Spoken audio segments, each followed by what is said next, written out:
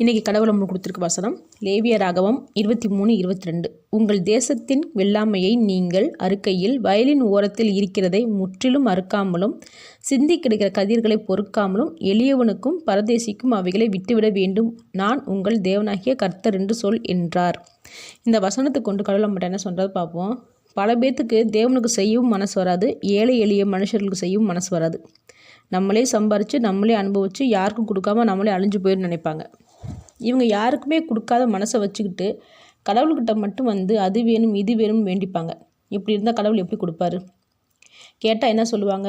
எங்களுக்கு வர வருமானம் எங்களுக்கே பத்த மாட்டேங்குதுன்னு சொல்லுவாங்க, புலம்புவாங்க. ஆனால் எவ்வளவு அவங்க சம்பாதிச்சாலும் ஏன் பத்த மாட்டேங்குது, முன்னேறாமல் இருக்காங்கன்னா அவங்க யாருக்குமே உதவி செய்கிறது இல்லை. ஏழை மக்களுக்கு இரக்கம் பார்க்குறது இல்லை. சும்மா வருஷத்துக்கு ஒரு தடவை யாருக்கும் உதவி செஞ்சுட்டு உதவி செஞ்சோம்னு சொல்லக்கூடாது. தேவன் வருஷத்துக்கு ஒரு தடவை மட்டும்தான் ஆசீர்வதிக்கிறாரா? அதனால தான் தேவன் உனக்கு எவ்வளோ கொடுத்தாலும் உதவி செய்கிற மனசு இல்லை, அப்புறம் எதுக்கு நீ கேட்டதை நான் கொடுக்கணும்னு உன்னை உயர்த்தணும்னு நினச்சி அதே இடத்துல உயர்த்தாமல் அவங்கள வச்சுருக்கிறாரு. எந்தெந்த விஷயங்களை தேவன் நம்மளை உயர்த்துறாரோ, அது படிப்போ இல்லை வேலையோ இல்லை ஐஸ்வர்யத்திலேயோ இல்லை சரீரத்திலேயோ இல்லை திறமையிலேயோ ஞானத்திலேயோ இப்படி எதுவாக இருந்தாலும் சரி, நாம் மற்றவங்களுக்கு உதவுறதுக்கும் ஆசீர்வாதமாக அவங்கள வாழ வைக்கிறதுக்கும் தான்.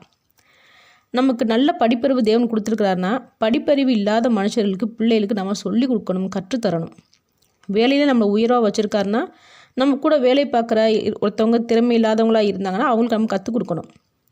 ஐஸ்வர்யம் உள்ளவங்களாக நம்மளை வச்சுருக்காங்கன்னா ஏழை எளிய மக்களுக்கு நம்ம உதவணும். ஞானம் இல்லாதவனுக்கு நல்ல வழிகாட்டியாக நாம் இருக்கணும். எந்த துறையில் நம்ம வேலை செஞ்சாலும் ஏழை எளிய மக்களுக்கு நம்ம இறங்கணும். டாக்டர் வேலையை பார்த்தா இல்லாத மனுஷர்களுக்கு இலவசமாக சிகிச்சை செய்யணும். இப்படி மனசு நமக்கு இருந்தால் தான் தேவன் எப்பயுமே நம்ம கூடவே இருப்பார்.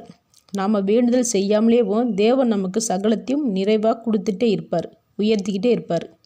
ஆமேன்.